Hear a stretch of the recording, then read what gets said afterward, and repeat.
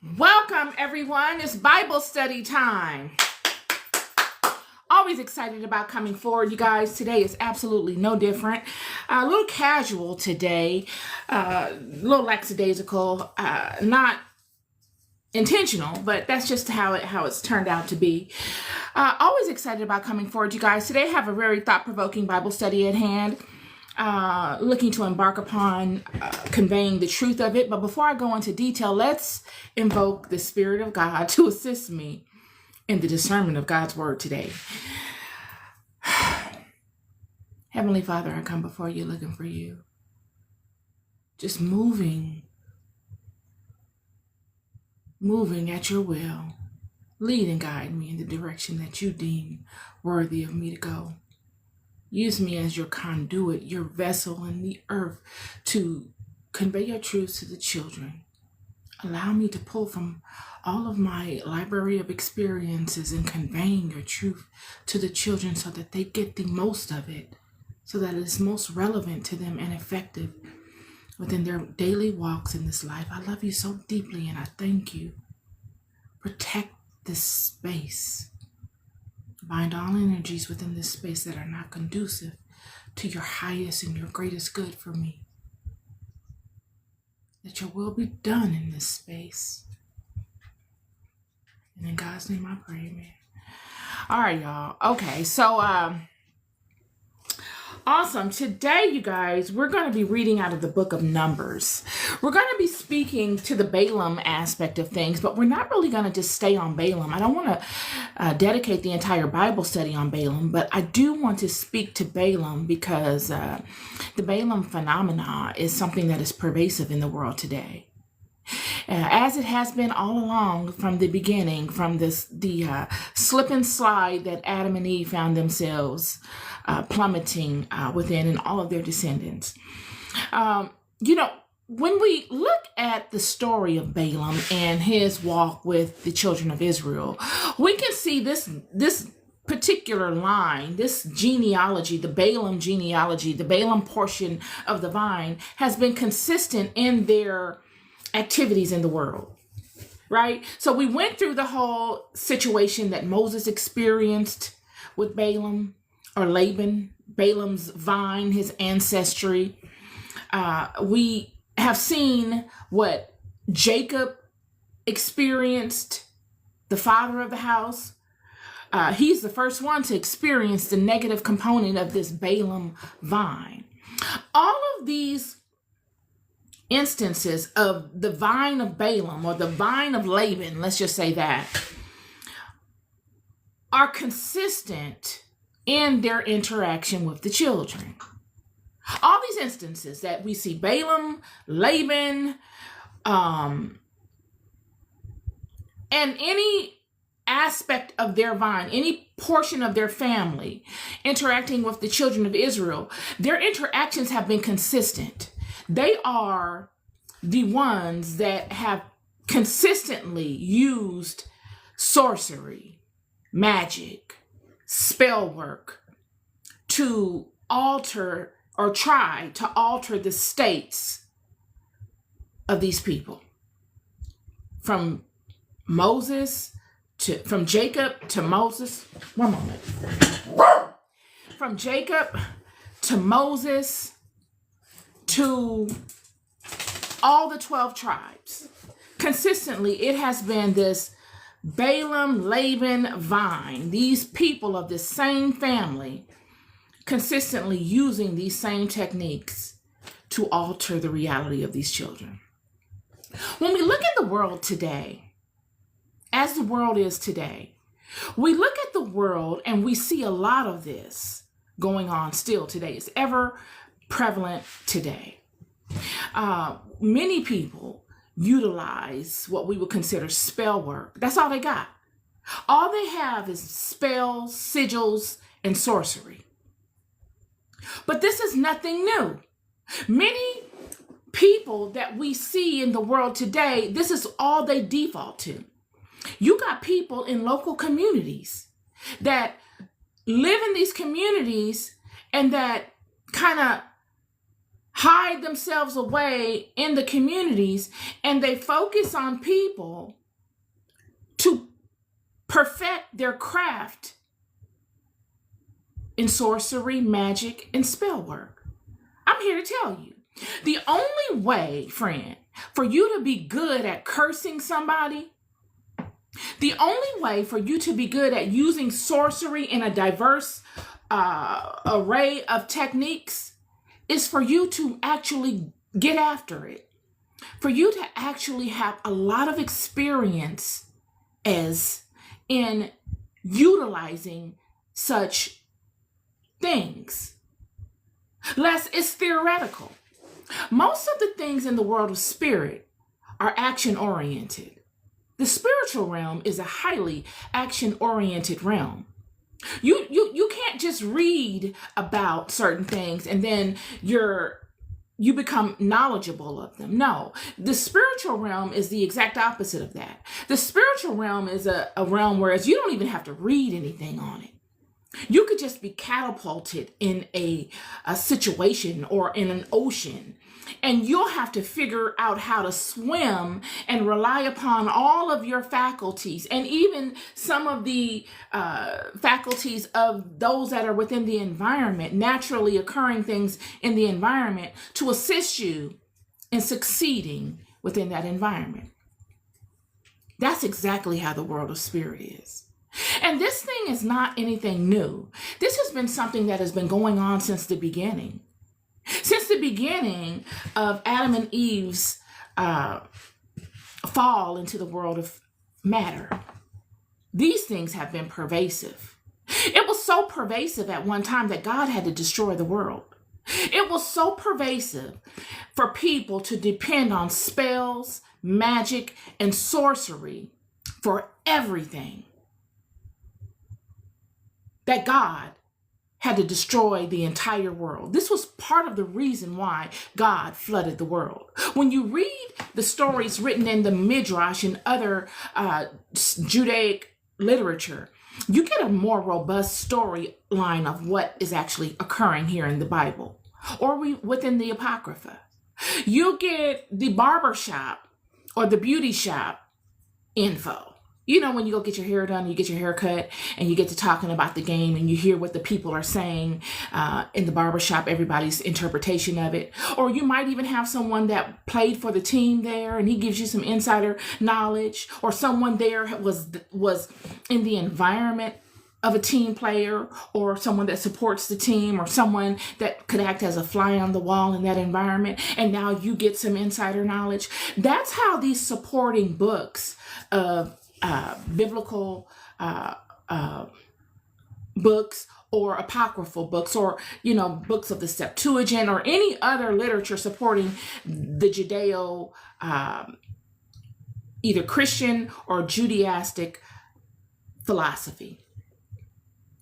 And these books show you they zoom in on specific aspects so you can get a better feel of what's going on.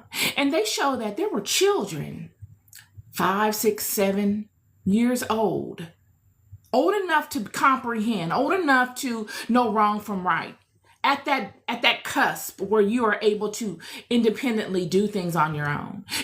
Children that, like you see on social media, that are doing sermons, depending on the Bible, and regurgitating things that they hear pastors say, and now they're acting like a pastor, and we think it's really cute. Well, there were children back in ancient times that were regurgitating all of these things that people were doing, like sorcery and magic and creating sigils and casting spells. At young ages, they were raised up in it. The parents thought it was so important to get them an early start so that once they became adults, they would have a huge library of knowledge and experience. This is how much they had faith in such things.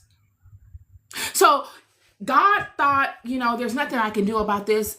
We're going to have to just reset this thing. Could you imagine? I'm painting you a picture here. Could you imagine the entire world, everybody, depending on nothing but magic and sorcery? You think this world is petty now? Things get very petty when people come into a little bit of information. You see? Because like I said, in order to get really good at cursing people, at blessing people, at creating change in the world through sorcery, spells, magic, sigils, what have you, you've got to use them in a diverse way. You've got to really know how to use them. So in order to really know how to use them, somebody got to be the victim and somebody's got to be the victor. So they were out here doing all these things to one another just to strengthen their skill set. Yet in the process of them strengthening their skill set, they are incurring huge amounts of karmic debt. We spoke to karma already. Cause and effect, that backlash from your actions, you know, the stuff that you accumulate on your life resume that you got to answer for, energy. Everything you do in this life invokes a certain level of energy, especially when it has a direct reaction or effect on someone else. We're all held accountable. All of us are sovereign. So in you doing something to someone else and affecting their life path or their life sequence, you incur huge amounts of karma. So you have people out here incurring such things. I don't want to focus so much on that, but I do want to focus on the fact that this was paramount in the world until the Hebraic house sprang up. Now, I don't want to limit this ability. I don't want to limit the Hebraic house to the ability for what I'm about to go into detail with to spring up. But in our era of living, in our cubbyhole of the universe, in our realm, this is the example of such things. And these such things are that when the Hebraic house came into the picture, it allowed the people to align to the Creator. And through their alignment to the Creator, to God, individualistically and collectively, they would be safeguarded from the wiles of such things. You see, like I said, prior to all of this, these people they had this whole realm on lock. The whole realm. So when the people that were being adversely affected by all of this sorcery, witchcraft, all of these giants, all of this nonsense, were crying out to God and sending their prayers up to God in the way that they were created to send them up, the angels in the first heaven were corrupted. These were the fallen ones. They would receive the prayers, but they would go no further. A lot of times they wouldn't go any further because these were the angels of the first heaven that were corrupted and condemned down into the earth. So they had it somewhat as a corrupt system. The system had been corrupted. Today, you guys, I'm not going to involve myself in any of the comments. I'm going to speak to this really quickly after I finish sharing my ideology. But I'm always down for the comments, but I'm really not down for the comments that look to egg me on and that want to engage on low-level frequencies. I only want to speak to comments that can meet me where I'm at or take me up higher, okay? So you're going to have to elevate the conversation to speak with me. But so yeah, they had this whole system on lock. So the prayers weren't going up. The people were pretty much quarantined, and they were at the will of those that were in the first heaven. They could do whatever they wanted to. And so God says, okay, enough of that. He floods the world for a number of reasons, one of which is what I just conveyed to you. And the children, now he's turned his back on Babylon, and he goes and he creates a covenant with Abram. And in this covenant with Abram, he creates the Hebraic house, which kind of acts as a safeguard. And when you look back at actually what God did, and you understand the goings on of what the entire world was going through, you will understand why God did what he did. It's all out of love for the righteous people. It's all out of love for people that don't succumb to the ignorance. This is a very fair system. It's just that it's only fair to those that align properly to it. And we see that with this Hebraic house, with these children. And we find this being very true with the examples of Laban and his whole line of people, his whole family system. Balaam, Laban, all of these things, all of these individuals and his children were all sorcerers, renowned. So renowned that the Moabites, when they heard that these children were coming, hired them. In Numbers 22, verse 5, he sent messengers, therefore, to Balaam, the son of Beor, to Pethor, which is by the river of the land of the children of his people, to call him, saying, behold, there is a people come out of Egypt. Behold, come out from Egypt. Behold, they cover the face of the earth, and they abide over against me. So he's saying, these people are coming up out of Egypt. I'm hearing that they're coming towards us.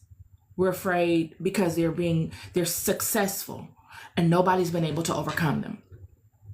Come now, therefore, I pray thee, curse me this people, for they are too mighty for me.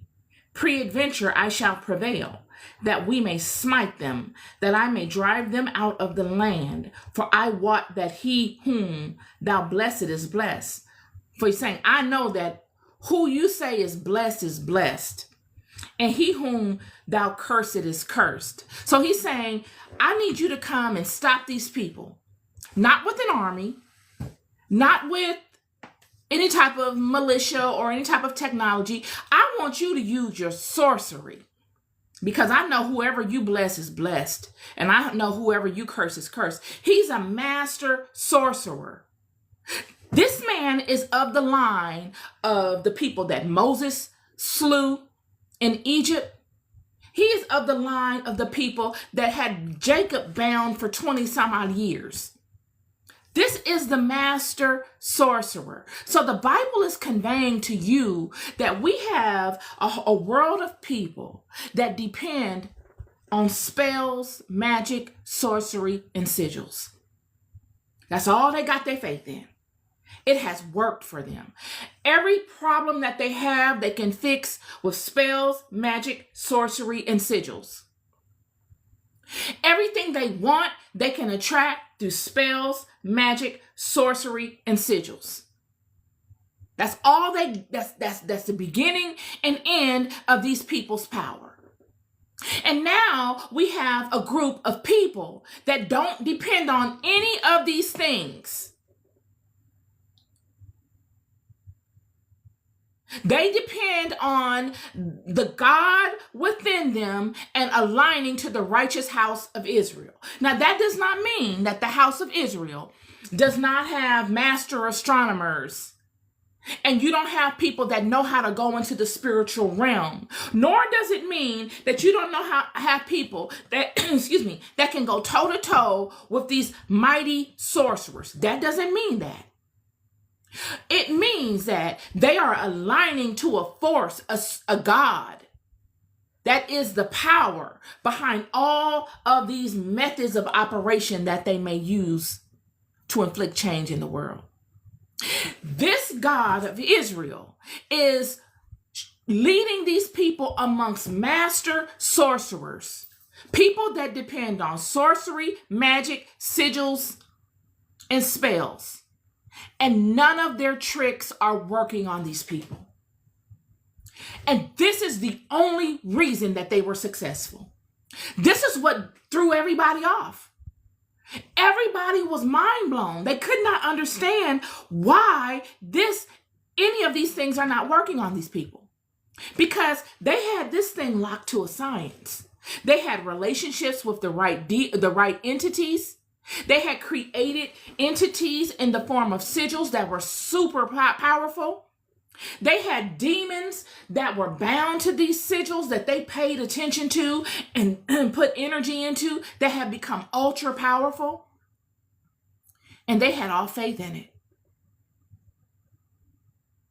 Yet none of it worked against these people, because these people were not depending on spells, sigils, sorcery, or magic. They were depending on power. They were depending on a force. You know, when they say in Return of the Jedi, may the force be with you, they are depending on a force. And this force is what animates all of the creations of these people's minds. All of the ways that they have created to be able to inflict this force in the world. These people were bound to those methods. Yet the children of Israel were not. They did not bow to these methods. They did not make these methods their king and queens. They were the king and queen independently and collectively that harnessed this power. And it would be through their alignment that this power would cover them like none other. And this is what perplexed the entire world. They were bound to spells. So much so that God, Beor, which is a person which is in the line of Laban and Balaam. Beor is Balaam's father. So much so that Balaam, before he goes and curses these people, he does some background work because he's smart. You know, you got people out here that are just willy-nilly-ing their way through stuff. They don't really respect the hierarchy of any system, especially any spiritual system.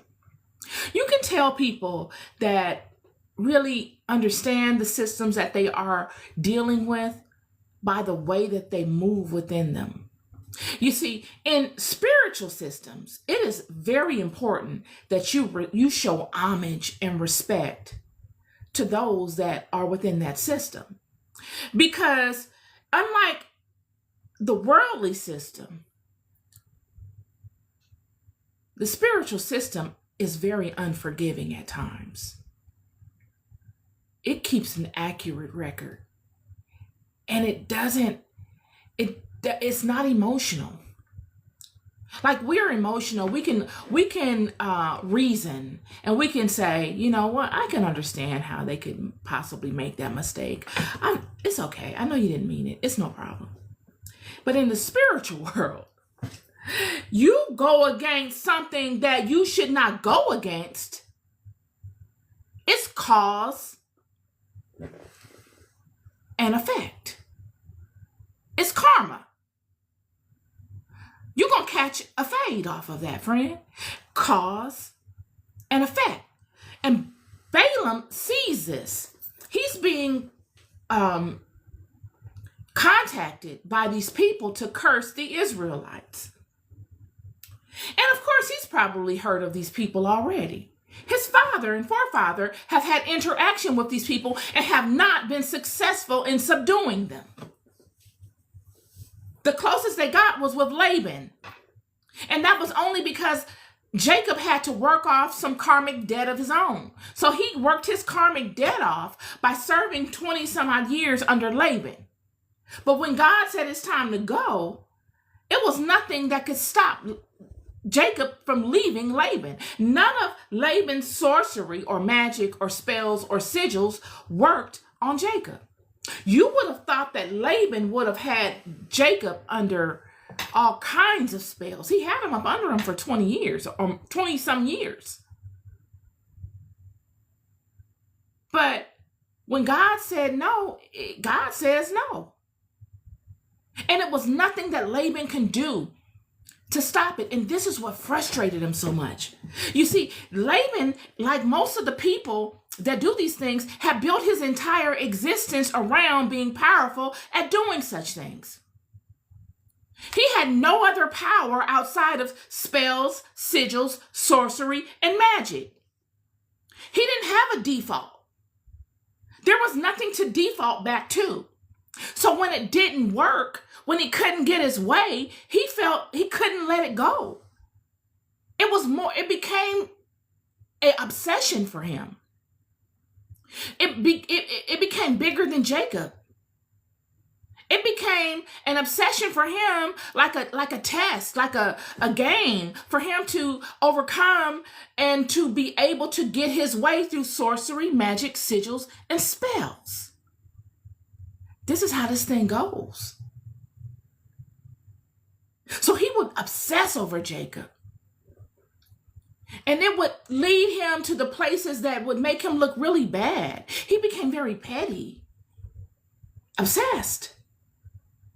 Because the methods of operation that he utilized his entire life no longer worked. Couldn't believe it.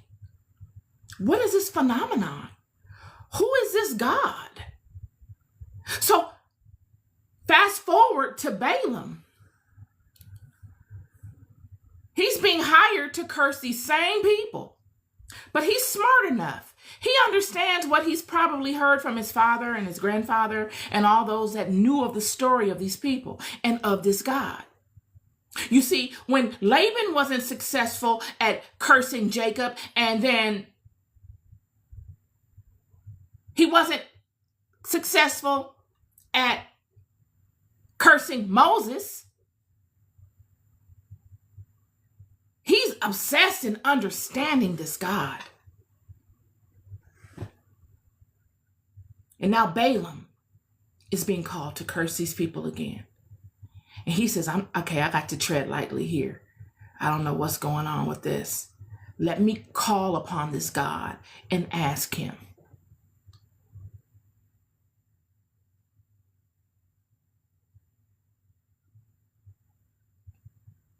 And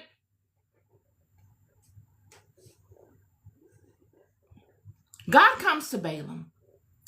And God tells Balaam, verse 12, and God said unto Balaam, thou shalt not go with them. Thou shalt not curse the people. They are blessed. It is this blessing that is the covering of these people. When you want to pinpoint these people's power, it is called a blessing. And this is the trick of God. This is the majesty of God. A blessing is an umbrella that covers a plethora of different things. You can't put your finger on what exactly is the blessing. It's a plethora of different things. You'll spend your entire existence trying to find exactly what that blessing is because it's so diverse. And this is the covering of these people. So now Balaam has called and inquired of God, and God has come and met him where he is and told him the rules to the game. He's bound by limitations. And one thing about sorcerers, magicians, people that do spells and that create sigils, is that they always try to find a workaround. They'll come up with ingenious ways to try to work around a no. Because they think they're wise. It goes back to this serpentine energy. It's an energy of always trying to find a way around it. It's ingrained in the mind. It is ingrained in the spirit. And Balaam would do such things. He would know he would have limits. He would remember all of the historical references that his forefathers had with these people. And I'm sure in his spirit, he wants to be the one in the family line to be able to finally overtake these people. Yet he's treading lightly. He's smart. He's a wise sorcerer, magician, spell worker. He's wise. Whereas others, not so wise. Others will judge you off of your look, off of their past experiences in dealing with people that look like you. And they will pay high prices for such. But Balaam is not that. Balaam inquires. He shows respect in the spiritual realm. And he gets a no. Verse 18. Excuse me. Verse 15. And Balak sent yet again princes more and more honorable than they, and they came to Balaam and said to him, Thus saith Balak, the son of Zippor, Let nothing, I pray thee, hinder thee from coming unto me. For I will promote thee unto very great honor, and I will do whatsoever thou sayest unto me. Come, therefore, I pray thee, curse me this people. And Balaam answered and said unto the servants of Balak, If Balak will give me his house full of silver and gold, I cannot go beyond the word of the Lord my God to do less or more. Well, Balaam, the sorcerer, the magician, has now spoke a word to the people that have come and inquired of him to curse these people. He has told them what God has said. He says, God said, no, I can't do it. And then they come back and they offer more and more material items. And he's saying to them, I cannot do any more or any less than what my God has told me. He's saying your money and your riches are worthless. It will cost me too much to go against this, even though I really want to myself, because I believe in what I can do and I'm anxious to try it, but I can't.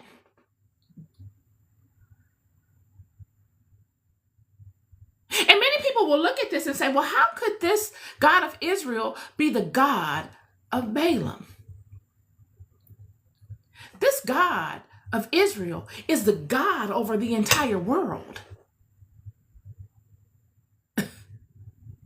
Shocking. Da-da. Surprise. He's the God of the entire world.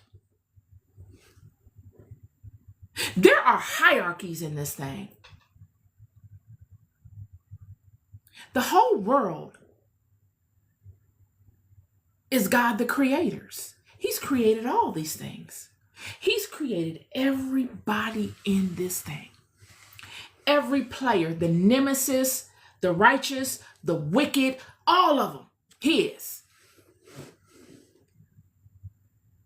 Everybody's playing their position. Well, should be. Some more than others. And Balaam is an example of such.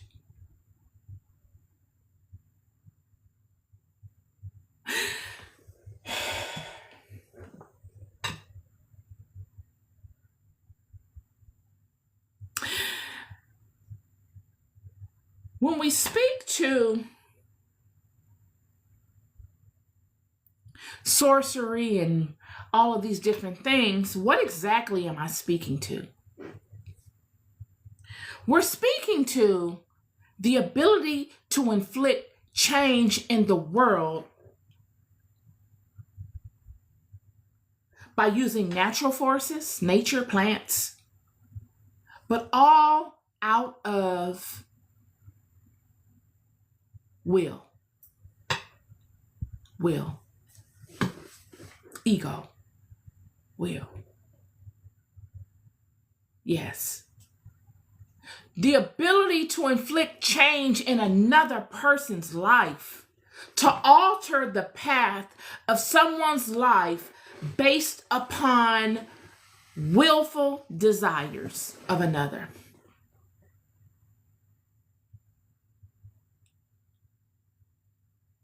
To be able to mask reality.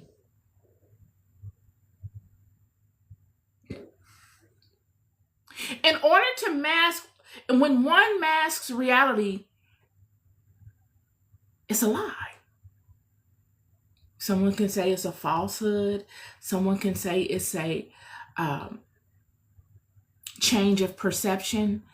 All of that boils down to a lie. Some would even say makeup, when women wear makeup, is a form of sorcery. You can alter the entire way you look and make yourself look another way. Thus, it's a lie. And much of this was going on.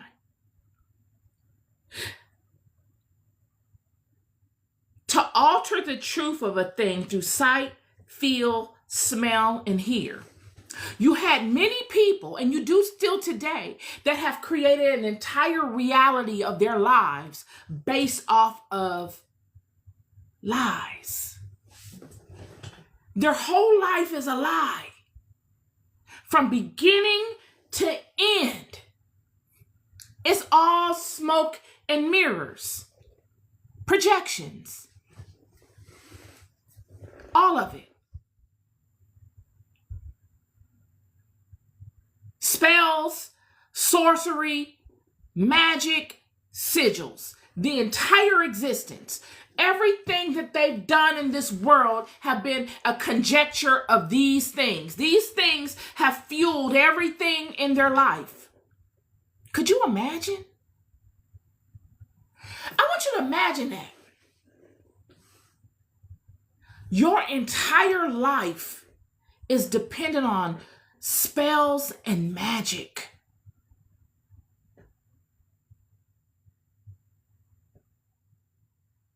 When you inflict sorcery, spells, magic, even sigils upon something to create change, and that change happens, it's not permanent, friend. It's not like, okay, that worked. Okay, now I can just go back and relax and never deal with that again. You can relax for a moment, but that's going to wear off. And it's not always going to work out the way you want it to. Now you got to go and constantly edit this thing. You got to constantly micromanage this thing. And then you got to constantly offer things to all of these different sigils, energies, for them to constantly feed it attention and do certain things to keep it in place. It's a full-time job. You are acting as if you're God. And that was the thing. You had much of this until God comes upon Abram. Much of this going on. And God comes upon Abram and says, I'm gonna reset this. We're going to simplify this. I'm going to come and I'm going to make an agreement with you based upon the physical world. Not because God had to, but because this game that God has established is set up with certain types of rules that even God honors. He's an honorer of his own rules. If God expects you to do it, God says, I'll do it. I can do it too. He's an honorer of his own rules. He could be a taskmaster, but he chooses to honor his own rules too. And he says, I'm going to make an agreement with you. You and I are going to have a contract. I'm going to do something new through you. And if you honor your end of the contract, which is to honor no other God but me, lean in on what is within you, and that only. Stay focused on what is within you. Don't focus on the outside. Focus on what is within.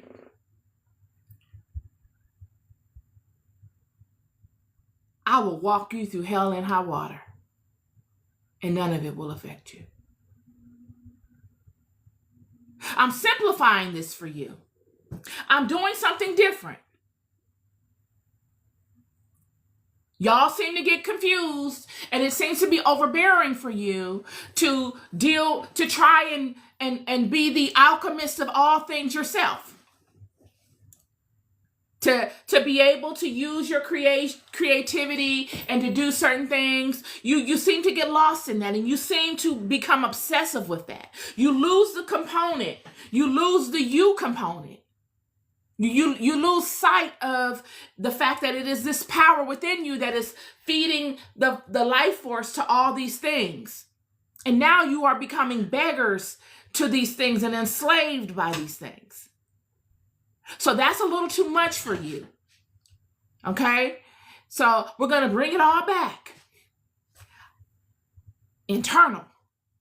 Honor the word within your heart. Honor the law that is written right over your heart.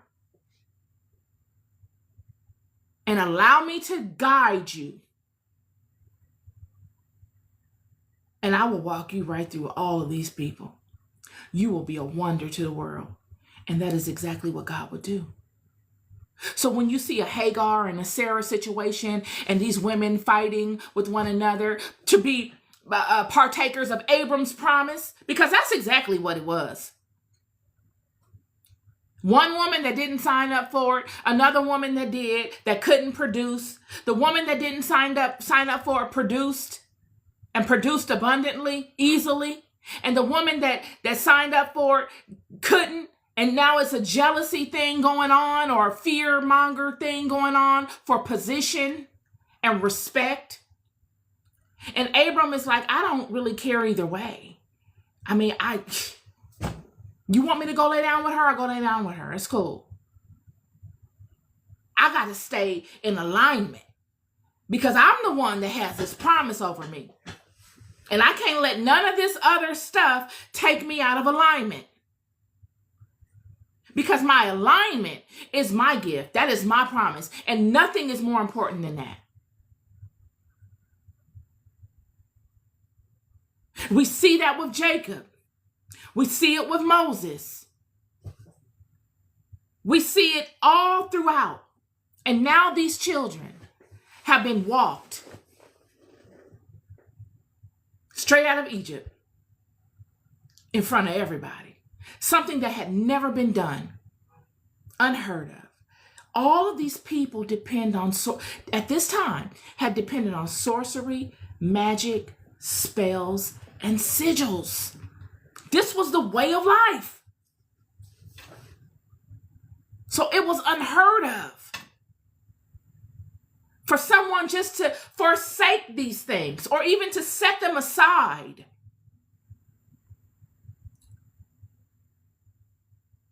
And depends purely on the force of God only. And not that they only depended on the force of God. The fact that it was effective. The fact that none of their tricks that would normally stop another, unalive another, none of them worked on these people. The fact that it was effective dumbfounded them. They had gotten so lost in the wickedness, in the ego. It's all it was ego and wickedness. And God is leading these people right in front of them. to show them his power, for them to desire primarily to want to align to it. He said, my yoke is easy. Why would he say my yoke is easy? He said it because if you go back to what I just spoke to, having to manage all of these affairs, having to be the wizard, having to be the sorcerer, having to always edit these spells and to edit every aspect of your life, all of this, it's not easy. It's overpowering, tiring. But they had to do it because they chose to go it alone. God said, you can go it alone. When he turned his back on Babylon, go it alone. I want to see what you got. I want to see what you got. I want to see you go it alone. And I want to see you be successful in going alone. I want to see how it works for you. And then I want to see what type of life you have going it alone. And then I'm going to show you what I can do with these people that depend completely on me. I want you to see. And they would try to attack these people. Balaam. The Midianites have congregated. This is the entire region. Moabites and Midianites. The whole region have clicked up. People that don't even like each other, really. Clicking up. Because they have one enemy. That is not even their enemy. These people are just doing something different. But because of ego. This is ego. They didn't have to do this. They did this because of ego. They had gotten puffed up in their ability to use sorcery, magic, spells, and sigils to inflict their will on innocent people and their enemies. They had used all of these methods to inflict change in the world, to make them great. So now it was kind of personal.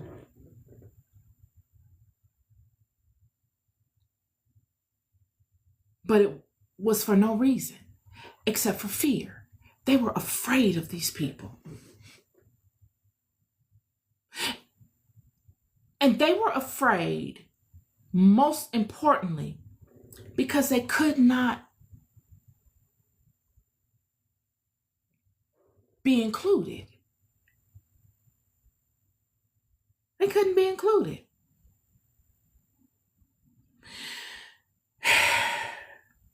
Now, when I say they would use spells to create change in the world, most things are spells. A lot of things are spells, y'all. Like, many people say this Bible is a book of spells. It speaks things and they happen. Spelling, all of these things are aspects of spell work. They are. But like I said yesterday in my podcast episode about divination, everything is not wicked. We see God leading these people and offering ways that these people, the leaders and those that offer direction to the children, can constantly reach out to God at their own will by way of these ephods, which are forms of divination. We see that, many people would cast lots, which is a form of divination, to be able to determine a thing. So it's not that divination was wicked. Divination is not wicked. It's just like saying prayer is wicked. Well, how is prayer wicked when everybody prays to God? It's a method of operation that God has endowed with us to utilize to communicate our desires to God. It's not the method that's wicked. It's not the process that's wicked. It's the spirit in which you do it that corrupts it. We see this with the divination. The ephod is a divination. It's an oracle. in a sense. All these things are not wicked. It was the spirit in which they would use to animate or to actualize the thing. Just like prayer is not wicked. It's who you're praying to that corrupts the prayer. Or that breaks the covenant, that goes against the law.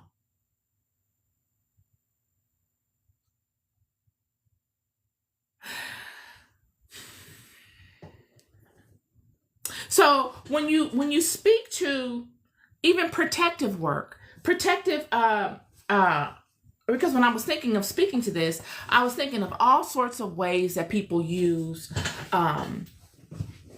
prayer or different methods of operation to invoke change in the world.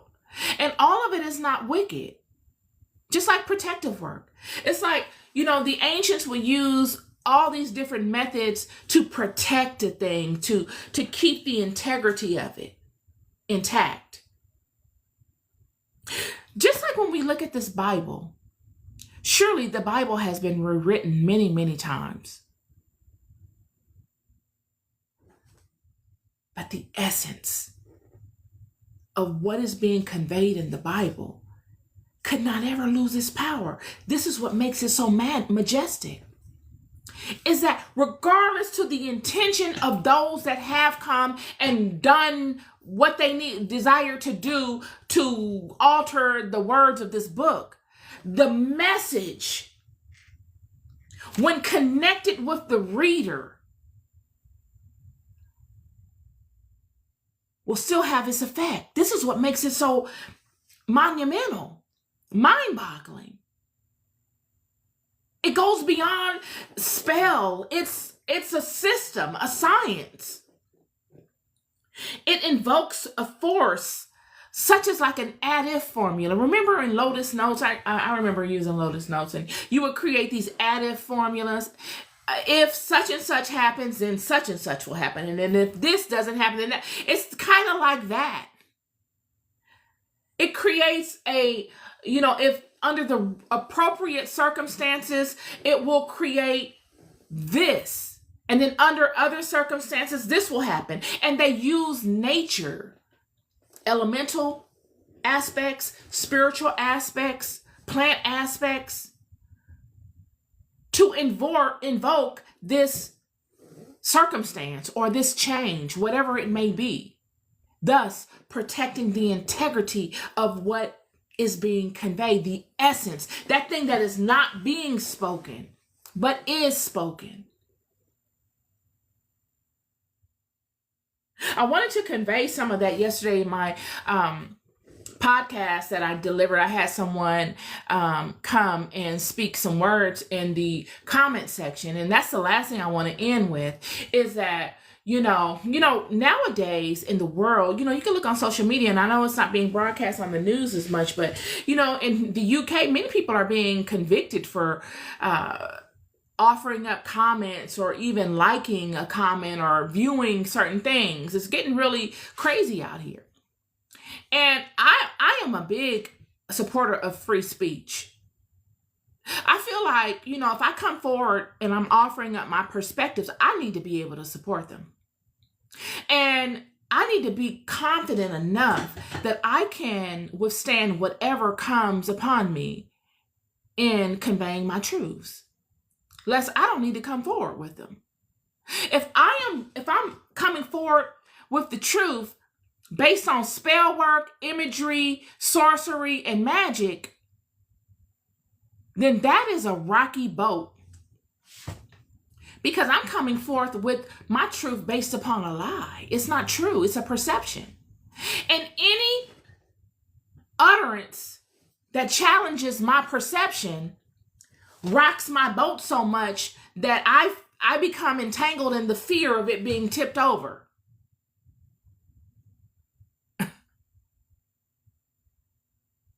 Yet, if I come forward with the truth, authenticity, realness, integrity, uh, facts, absolute truths that I've actually studied and I've pondered, that I might not be a guru on, but I surely have a strong handle on, that I'm not blown to and fro by what someone may say in the comment section. Actually, I would welcome the comments. I will look into them and think, oh wow, engagement, hooray. Let's engage, because in engaging, it strengthens me. It makes me better. I know that the engagement is only going to make me better. It's only going to sharpen me. Yet if I come forward and I base my entire reality on projection and sorcery, sigils, magic, and spells, I don't want that. I don't want anybody challenging me. I don't want to see a comment. I don't want any of that, because I'm coming forward based on not a non-truth. A non-truth that I constantly have to edit and update. This is my word for y'all today. This is a Bible study and it's very impromptu, but it is my Bible study the same. Beyond the veil, beyond the spell, this is what made these people so monumental. This is why this house has been able to morph from the Judaic house to the Christian house. And this is why it has been so lasting. I'm here to tell you, this is why. It's because it is not bound to a particular form of sorcery, spell work, magic, or sigil. It is bound to that which animates us. It is a force that is not dependent upon any of those, but is not so abstract that it cannot invigorate any of those either. It is the force. It's not praising the messenger. It's honoring the message. That is what this house is. It is honoring the message, the force. It's staying in a continual state of honor of the force and not bowing to the creations in which the force enlivens, gives life to. And God will lead these people throughout the entire walk. God is leading these people up until today by the same force.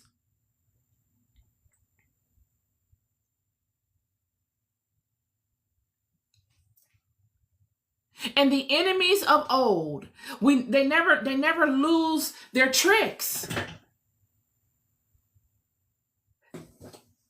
You have those that depend on sigils, magic, sorcery, and spells that are in constant opposition to those that lean wholeheartedly on this force.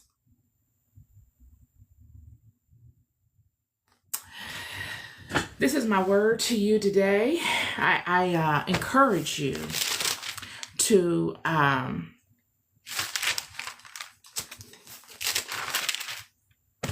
lean on the force. That's where the true power is. And may the force be with you. May God be with you. Be good to yourselves and be good to one another. Peace and love.